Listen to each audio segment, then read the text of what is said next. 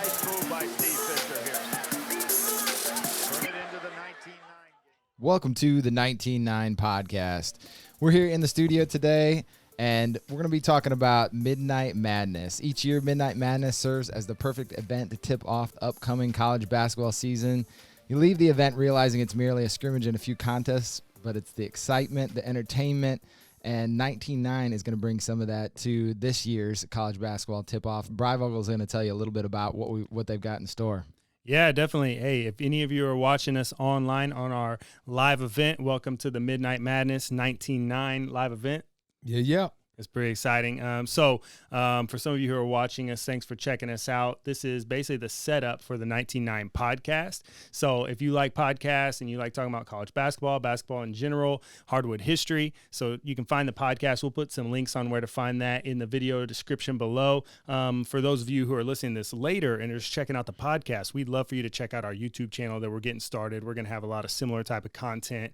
Some fun videos related to 19-9, and you'll get to know a little bit more about us there. So please check out our YouTube channel. Subscribe to it, too. Every YouTube channel I hear, subscribe, hit the bell. The ones I really love, I hit the bell on, so I get the notification, and I'm like, all right, good. This is coming out. Definitely. I'm just excited that Matt knows what's going on. I know. Because I could have never laid all that out. Now, that said, you guys are going to talk about the history of Midnight Madness. He did have it in his head, too. I didn't think he could do it. I'm going to go keep designing I didn't shorts and shirts, and then you guys can invite me back into the conversation when we talk about the product later. Perfect. Cool? All right. Thank you, Matt.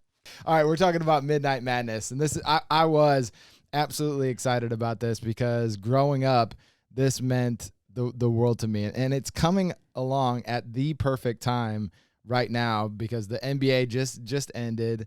College basketball is on the horizon. I'm a little nervous about the season, but I think they're gonna pull it off. I'm hopeful that they're gonna pull it off just like the NBA did, or some form of it, and it's gonna be awesome. And I couldn't be more excited. So, how did 19-9 get into Midnight Madness? Because it's kind of a I feel like waned a little bit. So you guys could be a big part of bringing it back a little bit. Some of the excitement. Yeah, I'll talk a little bit about some of my Midnight Madness memories growing up and watching that stuff on ESPN and then going to it at IU.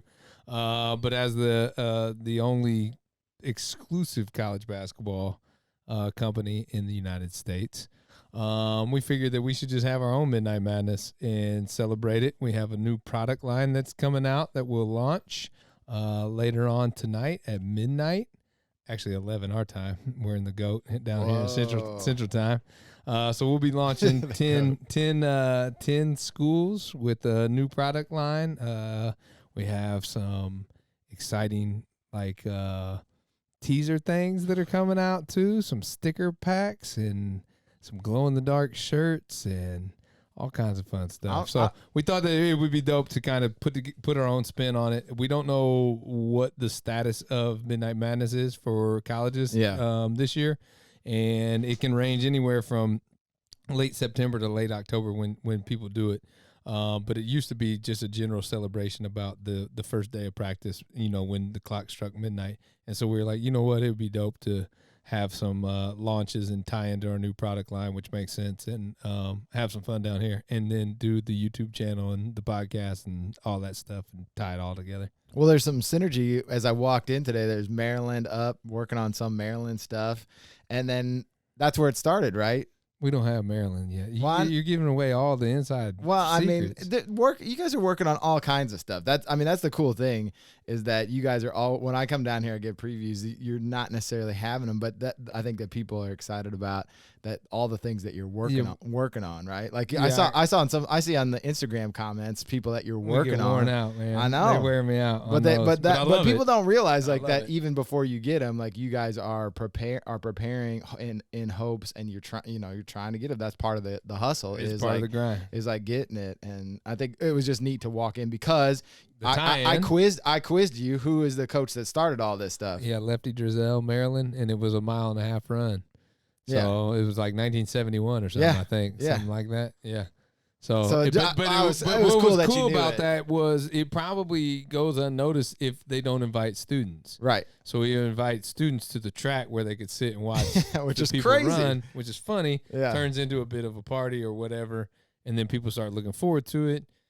and then it just kind of catches on. And then, when I was doing research for Midnight Madness, when we were kind of researching logos and things like that to see if we could pull anything from the past, Kentucky kept coming up quite a bit too. So that Big Blue Madness has been around for a long time too. Mm-hmm. Like it was very prevalent in our searches and stuff too, but it was Lefty that started it at Maryland. And it was funny because it's just a 1.5 mile run. Like, what the hell does that even accomplish? Well, do you remember why they did it though? Like what's the point? People probably, watching this, at least some people probably don't even know why it was called midnight, because it's not even at midnight anymore, right? It's not anymore, but the NCAA, it was NCAA basically. Like, it was the start date was an X date to start practice. Well, that first date at clock strikes midnight, it's on. You start. Yeah, you can start. So, and then it became this big recruiting extravaganza and stuff like that. My earliest memories of it were through the ESPN stuff though too. Yeah. So like when ESPN started covering it, and I remember Cincinnati, and maybe this is a segue into the next segment, but when Cincinnati did it and they were like number 1 in 95 or 96 or whatever, and the kid hit the half court shot for tuition and shit. Oh my God, yeah. And then the place went nuts, and Vital was there and all that stuff. And I remember that being like, this is dope. And I stayed up till midnight to watch that, or 11 o'clock here, to watch it, because I knew it was some of that early ESPN2 footage when ESPN2 was just searching for shit to like throw. Yeah, we got to get some some content on here. I always loved the old ESPN2 games and stuff that we watch, because it's like skater and X game graphics, like up against college basketball, because they were going to be the alternative sports network, and it was like, oh shit, guys, we better throw like Duke Carolina up on there, or we're in trouble. Turns out you still need ratings. Right, exactly. So before we talk about that stuff, did you have like this? We actually did like a version of this in high school too. Did you guys? It got so popular that high schools were doing because Midnight Madness or some version of that. Like before their first practice. I was curious as to that. I was going to actually ask you that if you did it in high school. We didn't, but we always did like a kickoff practice that was open to the public. So like a version. That's a version of it, but not at like midnight or late night or anything. It was just like a normal night, where it would be the freshmen, JV, and varsity all practiced together. Yep. Everybody's parents came and friends came and stuff like that in the gym, and then there was some inter-squad scrimmaging and all that stuff. So, yeah, we did like a little variation. I mean, but that's the version of it, right? The fact that it's that popular enough that people are coming to watch a high school practice. I remember. Just shows how excited people were to kick off a basketball season. I remember I was so hyped for that one for our high school, and it was snowing out. I remember this, and my dad was like, "Don't sit around in the house all day. Like, go for a run or something before this event happened, right?" Yeah. So I put like Rocky soundtrack into my Walkman and ran like 5 miles in the snow. This is no joke. Like 5 miles in the snow. I played like absolute shit at this Midnight Madness-esque event. And my mom lit my ass up about like my effort and stuff. And then later on, we were like casually talking around dinner or whatever it was. And he was like, "Well, how far did you run today?" And I like ran in like snow boots and shit too, because it was snowing out. Put a weighted backpack on. And I told him his route, and he was like, "Well, that was dumb. Like, why did you do that?" And I'm like, "Well, you told me to go out and run, and I had no legs and play like shit." My mom was not happy. It was That's my Midnight Madness. I love it. I had a got in trouble moment in mine too. So we were ranked going into junior year. So it was packed, ridiculous. Everyone was trying to dunk. And there was nothing else to do in those years. Nothing to do. Yeah. So everyone's trying to dunk in warm-ups, which is hilarious. You're not actually dunking, but you can grab Throw the that rim. ball up high, grab that rim. People were cheering. And then go on Incredible. to the end of the line. Yeah. So I'm caught up in the moment, like 2 minutes into the game, hit a three, arms in the air, running down, celebrating, got benched. And during the Midnight Madness, you can't do coaches that had shit. none of that. I'm like, not even at Midnight Madness? Come on, coach. Not in Indiana during the Bobby Knight Definitely not. regime. Quick lesson learned. Oh, that's hilarious. Yeah, it was pretty incredible. That's funny shit, man. Well, let's talk about a little bit of your just watching it, because that was the coolest part again of Midnight Madness. It was a big deal, and like you said, first on TV. Then later, I got to go to some, Yeah. even up into some of the more recent IU ones I went to, and I think it really morphed from what it was, just this kind of opening scrimmage, maybe if you guys throw down a dunk, to just like last year, what did Kansas got in trouble for? Like Snoop Dogg was there, Yeah. and I had a recruiting one. I had to tell this one right off the top. So DePaul, I think this is like 2005 or 6, so still a little while ago. Had a contest where one fan would travel to the Big East tournaments in March. Oh yeah, And they had 17 recruits at that. So they brought in, I mean, it just turned into this like time to like show off recruits, almost like a WWE. We got Kentucky that, and like you mentioned, Kansas that bring in celebrities. Yep. And St. John's always bring in rappers from New York and stuff like that. It's just an entertainment thing. Yeah. But my early memories, like I was at IU Coach Knight's last season. Okay. And he would just run the shit like a practice. Yeah. And to me, that was awesome. Yeah. Because I'm like a basketball nerd. purist. Yeah, you're like, this is cool. And I'm like, this is cool. We get to see Bob Knight kind of orchestrate. Now, he was much looser and not as hands-on, and they would throw in some fun stuff here and there. But it wasn't nearly what it is now. And because it's made for TV now. Sure. That's the rub. Well, or kids too. Like it's yeah, absolutely. They've changed it up so now it's in the middle of the day or early afternoon. Everybody wants to have fun, and you want fireworks, and you want contests and T-shirt cannons and shit like that because you're just trying to entertain, which is cool. That's fine. I mean, it is great. It's all good. Yeah. But I always appreciated that it was just actually a practice. Oh my gosh, for sure. I mean, the first ones were so cool. They would cut around to. I remember watching.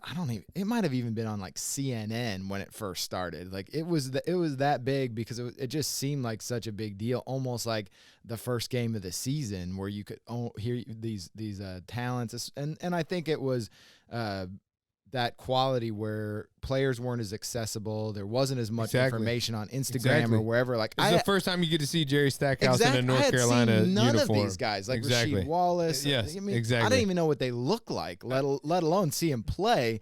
So unless you saw him in Slam. And that's where Slam fit into all that stuff. But even then, it was just a picture, right? It was just a picture. You had no idea if this dude was any good or not. Yeah, it's the Punks article or it's the Slam All-Americans. Like that, and I was like feeding off that for stuff. Sure. And then to see him live and in action was so exciting. So I sent you a clip of that Carolina dunk contest that I pulled off of YouTube for Midnight Madness. I loved it. And Dickie V's just going crazy, but they make everybody dunk. So there's like little 5'10" white dudes like me out there trying to like throw down like everybody little tries dunk, and then like Dickie V's trying to hype people up, but then really all he cares about is like Stackhouse and Wallace because they're the new ones. Well, they get one too. Why do they everybody get gets one dunk? And like some dudes can only do like a 2-hand dunk. And then the walkout, Dante Calabria leads off. That dude could shoot it though. He could. But the walk-ons come out and he feels like he has to explain like why they don't have numbers on the back of it. That was dirty as hell. This guy's not even on the team yet. Yeah, like, wow. I mean, and he was killing these dudes, and I'm like, oh my gosh, like slap a number on that dude's jersey, man. But that's what that was like old Midnight Madness. He loved Eric Montross's haircut though. Oh yeah. that was prime Dickie V too, which was interesting. But that was that was Midnight Madness. Where it was in that transition from being like a real practice to more of an entertainment when ESPN got involved. They were figuring it out. You could see the wheels turning. That place was packed, and what else was crazy, and I think we've talked about on this before, is like nobody was holding up a phone, doing anything. No. Everybody was just in there like truly cheering for every little thing. And all those people were in there packed to see Stackhouse and Wallace for the first time. Well, Montrose, I'm sure. I mean, they were the returning national champs. Yeah, exactly. But you want to see the new guys. You know what those old guys can do. You want to see the new dudes with all the hype. It's true. And I remember that when we were at IU going and watching Moye and Newton and all those guys. Yeah. So what'd you think? Did you go to any of the? Yeah, I went to all of them. Okay. Yeah, every year had to. Yeah. What the fuck kind of question is that? I love because it's just like there are unlike other places. There are things to do at IU, when there's a Midnight Madness event going off. Like, you're just going out afterwards, what you're saying. No. We've heard some of the things on the podcast. No. We heard about the IU 2002 run. Yeah, no. Yeah, but that wasn't televised. So, like, IU wasn't televised, so you had to you had to be in a building. Yeah. I went to every one of them.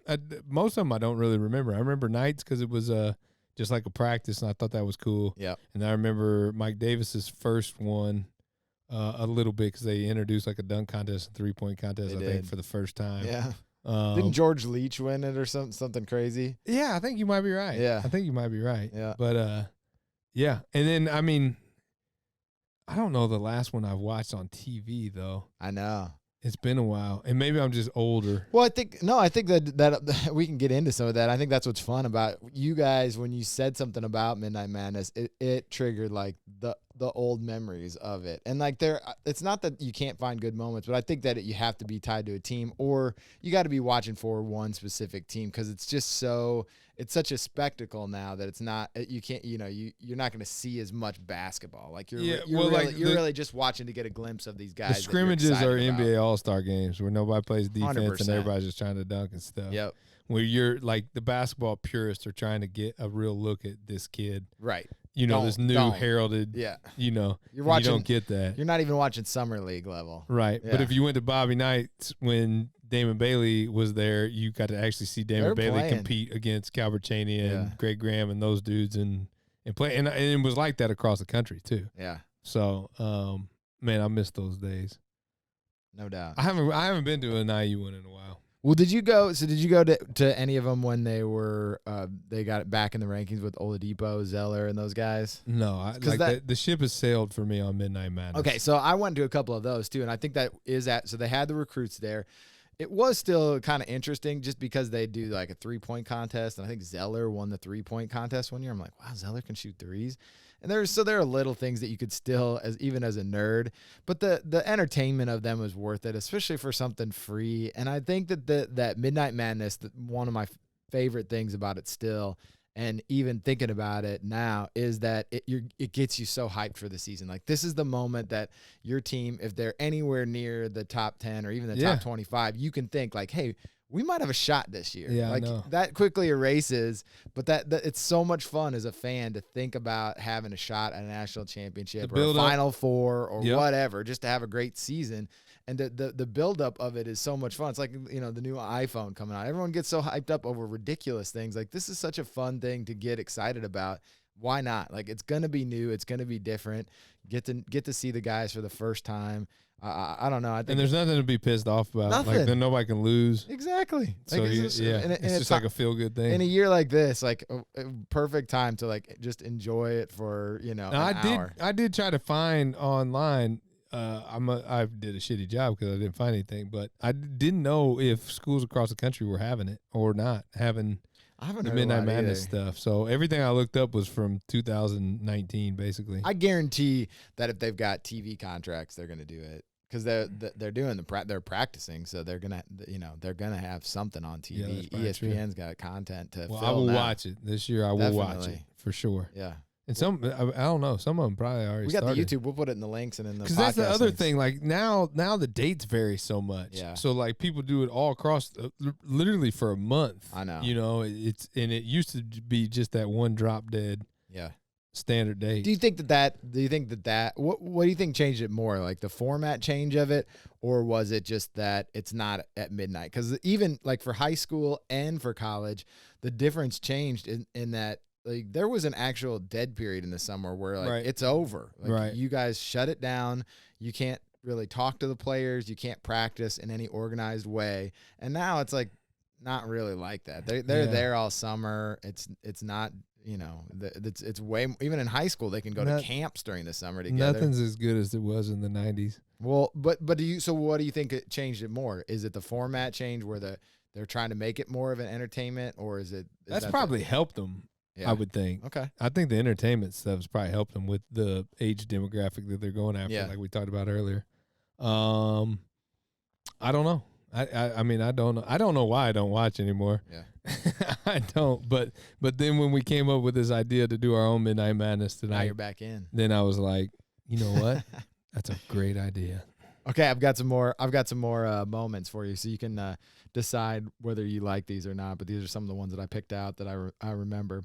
So I had Hanner Mosquera Perea dunking 2 balls at the same time. I don't remember that. Here's why, because I thought that guy was legit going to be good, and this is the danger of watching anything at Midnight Madness and thinking that guy's going to be good.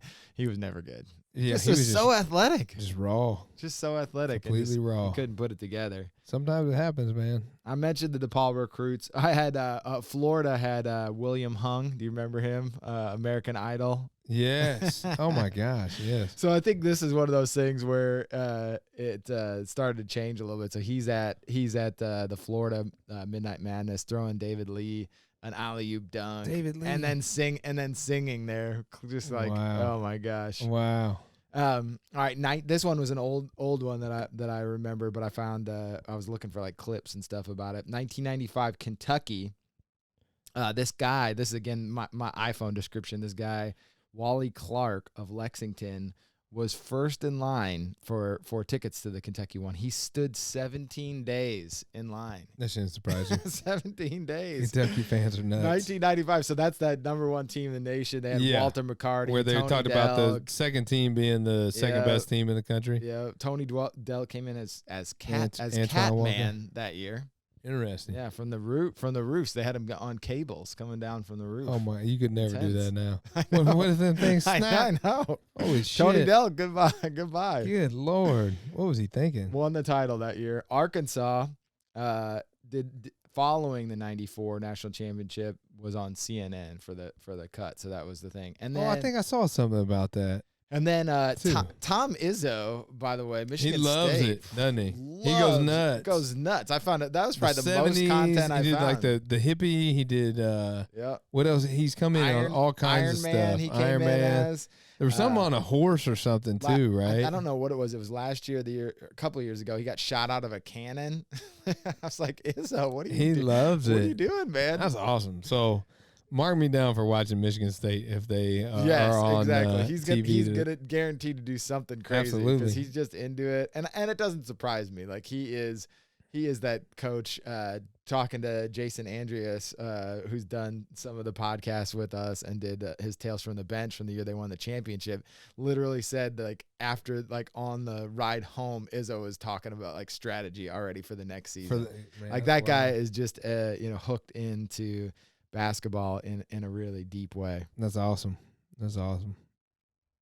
What else you got? You got anything else for our Midnight Madness memories? No, man. Keep it locked here. YouTube. Keep it locked here. Podcast. I'm excited about the YouTube. I've been talking to you guys locked about that for a while. on It's gonna be awesome. Instagram for giveaways and stuff that have been going on all day today. Ooh. And we we got some treats, man. We have some treats. Love it. Nice move by Steve Fisher here. Turn it into the 1990. This is man. This is our retro practice shorts. There it is. We did it. Oh my gosh. New product line. We did it. We did it. Yes. We've been waiting a long time for these, Meyer. A gosh. long time. I can't tell you how pumped I am. No, for sure. So we came out with some mesh practice shorts, which we had a couple years ago. We launched, but we used Champion the last time we did it. Yeah. And this time we got to do our own. So we did our own cut and sew, and they are dope. So awesome. Super dope. So awesome. I think that I don't want to rag on the old ones because I still love those. In fact, I was wearing them yesterday, so they're good. But it's what I'm excited to talk to you guys about is how you end up with these.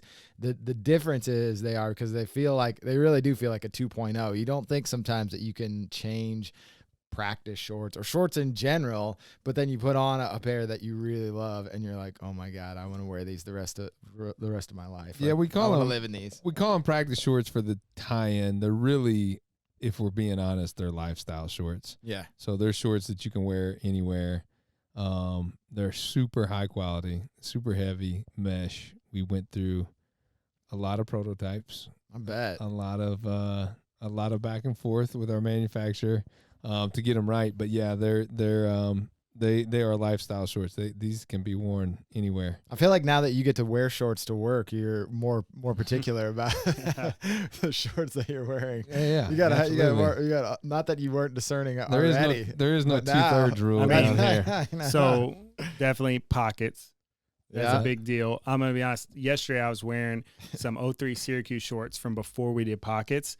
3 or 4 times, I dropped my phone almost on the ground. I kept trying to put it in the pocket. It wasn't there. So I'm very happy. These have pockets, high-end drawstring. I mean, they just feel real nice. So what we did was we took the Jordan. Hang on before you Yeah. go. You guys should do like a contest for like the people's hacks for the old shorts, like what they do to carry gosh. stuff with them.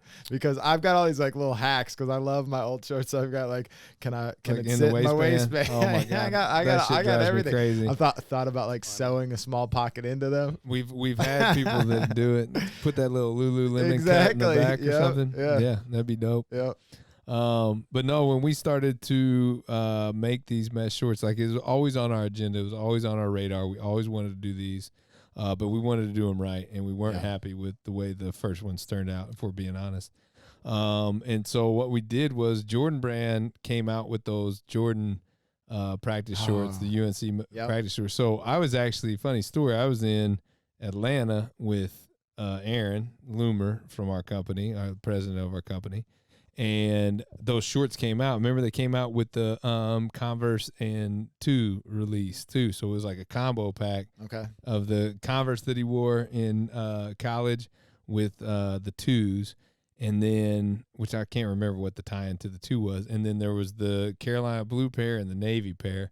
And we were in Atlanta because only select retailers got those shorts. Those are like in-store things, right? Yeah, and it was, and I was like, dude, we have to do it. We got in an Uber and we drove all around Atlanta. I think we ended up at Wish in Atlanta, and I finally got a pair. And the heaviness of them, like the construction wasn't very good. The drawstring ripped, it pissed me off. And I got a size that was like too big too. Yeah. And Jordan Brand, some baggy. Yeah, but I mean, this wasn't that long ago though. But that was like the basis that we used, like that heaviness of it. And then we pulled the waistband from another pair that we liked, the look of it, plus the thickness. We wanted to get the weight right. Yeah. We took the little small tag away from an undefeated pair of shorts that we liked the way that they did that. And we just kind of Frankenstein this thing, and what we came up with are the best mesh shorts on the market, hands down. I think you're right. It sounds real geeky, but I have been lucky enough to wear one of the prototypes around, so it's probably not an official one. But like, there's stuff about it. Like, okay, you got stuff in your pockets as a guy. Like, it's important that your drawers don't just fall off, because if they're not quality, like the elastic's wrong or the way they sit on you, it's not comfortable. You're always trying to like tug on them or tie the draws. Yeah, it's just annoying. Yeah. And they just like, from the moment I put them on, they were just perfect. So we wanted to create the feel of the aesthetics of the 70s, 80s, 90s, your practice packs and stuff. Like the UNC ones that we talked about in the Midnight Madness. That's through design, we can do that, but we wanted to put the premium 99 spin on it. That was very important to us, and I think we did that. And Matt can talk about the different designs. Yeah, I want to hear about some of the design into these, because that's the thing, of course, that sets you guys apart ultimately, is like, the quality is like your baseline, but then the design is what takes it. We really need to do like a behind the scenes video of me and Matt making this shit. I know. It would be Where hilarious. is it? I would love it. Yeah, I mean, you could just walk us through the thought process on what we went through, and I'll jump in. Sure. I mean, like with any project we take on, there's a decent amount of research that goes into practice shorts, not just like the aesthetic of the shorts and the work we did on getting the mesh we liked and all that. And we'll show you guys all that here in a little bit for sure. But then it's each team, they have different eras of their designs of practice shorts. And there's the kind of generic practice short logo that has like the school name curved, a basketball goal, and sometimes that's what you want. That's perfect. But then there's also these very beautiful era appropriate logos that were only on those practice shorts with that team during that one time. And we found a lot of good imagery, and we took our time to try to really like bring some of those logos, just like we do with our game shorts. We want to bring some of that hardware history back to life on some of these teams. And we got a lot of them coming. I think that was I was sitting here like going through in my head as you were talking about it, like the Wake Forest ones, which aren't even coming in this first group, right? But like them, the Butlers, the LSUs, which are coming in the second group, the Indiana States, those are all like players specific. Okay. You know, they have the numbers on them. So it's kind of like the generic ball with the numbers and stuff like that, because it's like era appropriate. But then the others that we have, like our Yukons and Cuses, and those are more logoed. And we can always come back and flip-flop that too, right? Yep. So Wake can become a mascot pair down the road, and, you know, Yukon and Cuse could be more player central. And there you go. If you're watching this on our live stream right now, which pairs are launching tonight? Like, which? I thought we were doing this after launch. This is Friday. This is happening. This is happening. Right before. Yep. We were going to preview the stuff. We're going to show off a pair. Well, shit. I got my signals crossed. It's all good. Come on, boss. It's all good. I'm not the boss of this stuff. I know. This guy. You're this right. guy That's handles okay. it. I can tell that from the intro. You've got everybody excited, though. Yeah. That's exciting. That's fun. Well, we have so many, like you said, we have so many there are pairs over coming. 20 schools. I lost count That are coming at some point. But we're only launching 10 tonight plus the 99 There pair. they are. Oh. Put There them you out. go, Put them Mike. out. Put them out. Yeah. I was trying to. I don't have a stand. That's what we need a stand yeah, for. we need these on a hanger. So this is we're also launching, we're going to start doing a little bit more of our stuff, 99 branded. And so you can see these. It's not a very shiny mesh material. It's more of a matte finish, which looks good. Has kind of like that heavy, high-end quality to it. Tall, thick waistband, multiple lines of stitching on that. We got a thick drawstring in there. Same tag. Yep. Yeah. And then Standard tag. a new little little side branding. I like that little thing side here with tag. the side tag. Yeah. If you Yeah. can catch that on the screen. Side tags dope. So we want to do it. We're gonna go full on like generic mode with our 99 stuff, like the old school feel of like if you went to 99 high school, those are the shorts you got as part of your practice. I love pack, it. You know what I mean?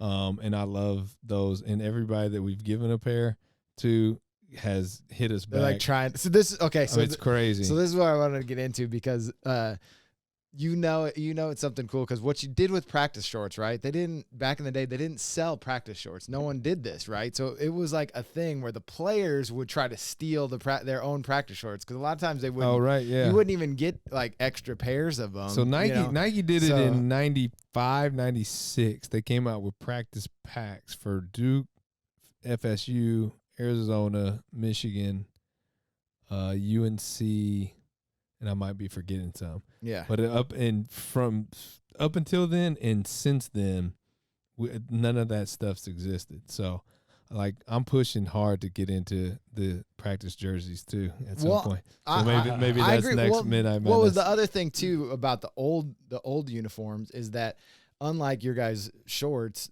for the actual uniforms, they were super uncomfortable. Like back in the Yes. day, the real uniforms you couldn't wear that out, but your practice shorts you could wear. In fact, Michael Jordan is super famous for wearing his practice shorts throughout his career. Like Right. they're one of his like most cherished, items that he'd wear before every game under his Bulls uniform because they're so comfortable. Yeah. I think that just like speaks to how much people care about the fact that the greatest player of all time, respect to LeBron after the championship, but still my GOAT, wore 'em under his uniform every game, representing UNC, and just the comfort level of him, like gives him that feeling that he can go out and perform. I think that's what practice shorts are all about. They're like that feeling of comfort that you have in practice that you need in a game, but it's hard to come by.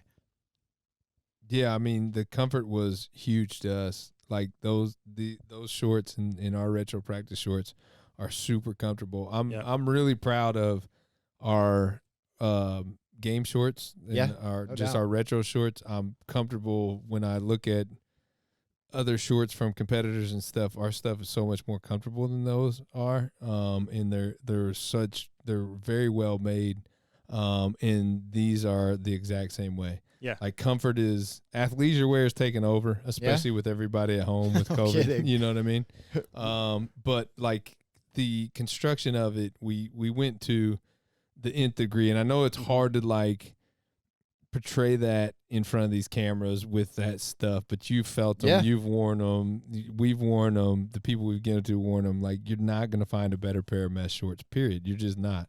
And that's just, that's the reality of it. Yeah, they have a super soft lining on the inside that feels awesome. Like I said, the graphics on here, the application, that's going to last a super long time. We've done wash tests and everything with that. And then you mentioned the pockets. It's funny, on non-pocketed shorts, I have a carabiner on my keys so I can latch it to the top of my shorts. But with these shorts, with the construction and this heavy mesh, when you put like my phone in the pocket, it doesn't like pull my shorts down. Exactly. It holds it nicely. And it feels good. Yeah. Like, my favorite part is the waistband. Like, I'm obsessed with the waistband, man. Like, look at that thing. It's just so thick and nice, and it's weird. It's just weird legit, that man. people who care about shorts, or like you said, are wearing these not just for like I care less about if I'm just going to hoop in a pair of shorts. I can probably get by for 2 hours in just about any pair of shorts. But to like wear something all day, there's got to be like that certain level of comfort that matters, and that hits that sweet spot. And, you know, there's people who are super comfortable going to the grocery store in a pair of St. John shorts with a skyline, multicolored skyline across them, and that's dope. Yep. But that might not be everybody. And so to get a pair in your favorite school that's, you know, more one color straight across, traditional, yeah, with the little, you know, low branding in the corner that still has that vintage feel. I think there's going to be a lot of people who are excited about these. And the price point is different. Yeah. You took the words right out of my mouth. I think that it appeals to possibly a different age demographic. Okay. Some, like, I think the age demographic goes up, whereas with our game shorts, maybe that skews a little lower and a little bit younger. I mean, I'll rock the shit out of St. John's and Schnucks. I could give a shit. 100%. Yeah, 100%. I'll rock We need anything to start anywhere. pushing that age demographic up. Yeah, I'm not getting any younger. I mean, at some point, every now and again, I look in the mirror and I'm like, really? I'm like, but this is who I am. Yep. So here we go. You know, like, kids, get in the car. We're going to church. No. So I think that a lot of people want to support the brand, our brand, but maybe are not just as interested in trying to pull those off. Maybe they just want a loud T-shirt on. They can't do both. And that's true too. Yeah. And then, so this is a perfect go-between. So we have this, and we have something else coming out here in another month that we are very, very, very, get ready. Man. very excited about. I'm gonna start blurting things out. I can't control myself. You can't control yourself. You just walk over to the prototype room, just grab shit, throw it on, come up on YouTube. Like, Whoops. give away our design secrets of the shit that you see Bravo working on. Oh boy, you shouldn't let me behind the scenes. Blindfold him until he gets into the podcast room. You wonder why Apple has all these like hidden Hand him rooms. a Bud Light and a blindfold every time he comes into the room. Turns out it's a problem. That's it. But no, we're very excited with the way that these turned out, and we're very excited for Midnight Madness. And We got staying more. up late We got together. more stuff for Midnight Madness. Can we talk about any of the other stuff? Or I wish we had it. We don't have it. Well, we're filming this differently, but no, we'll be able to show these off. We've got a very limited quantity 99 Midnight Madness sticker pack. Who doesn't like stickers, Meyer? First time we've ever done that. I love 6 a stickers sticker. in there. Those are going out. Drawn by yours truly. Yeah, That's not me. It's my artwork drawn. Nice. Yeah, just kind of imagery. This kind of had the Midnight Madness feel that we came up with, a little bit of that branding, but this stuff around practice and basketball. And that's going to the first, I think, They're 75 orders. Whoa. Yeah, Are gonna First get one of those. 75. Get it free. So get ready. If you're watching this Okay. live, first 75 people get one of our limited sticker packs. That's We cool. tried. We did try to make them glow in the dark, and we couldn't. We couldn't get it done. Man, that would've Next been time. We cool. couldn't get it done. You know Next what time else? we Next will. time I want some enamel pins of you guys too. I saw one of my favorite bands Oh, that's did no enamel problem. I'll have pins. one made up next week. Get Josh your Barnett enamel pin. coffee mug Yeah, too. yeah. That's right. No, exactly. And then speaking glow in the dark though, we did get one thing. We did. Bravo was very pumped for this, so he can throw it out there. It's nice when you have an idea and you think everybody's going to shoot it down, and then they get excited about it, and you actually get to make it happen. And Midnight Madness glow in the dark T-shirts, Oh, man. another very limited 99 branded. 99 first ever Midnight Madness T-shirt, and it's got a glow in the dark aspect to it. And drew that one as well, and we're very excited about That's that. cool, man. For sure. It's fun to get your own branded stuff out there, Yes. and then to do something unique. And so those will be limited, obviously, too. Sweet. Then once they're gone, they're gone. Yeah, so grab one of those with your shorts, couple pair if you want. Absolutely. And, they go together well. I'm excited for everybody. I'm ready to launch this stuff. I know. I know it. Me too.